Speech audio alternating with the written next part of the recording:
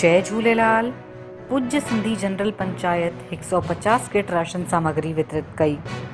त कोटा में पूज्य सिंधी जनरल पंचायत संस्थान कोटा शहर के तत्वाधान में स्वामी शांति प्रकाश सेवा समिति द्वारा पंचायत संस्थान जा अध्यक्ष ओम आडवाणी जी अगुवाई में शांति प्रकाश हॉल गुमानपुरा ते 150 राशन किट सामग्री वितरित कई वई। स्वामी शांति प्रकाश सेवा समिति जा प्रवक्ता शमशेर परमानीअ ॿुधायनि त सोशल डिस्टेंसिंग ऐं मास्क जो प्रयोग कंदे हुए उक्त राशन सामग्री वितरित कई वई, जंहिंमें चांवर, अटो, तेल, साबुण, शक्कर आदि ज़रूरत जी सामग्री हुई।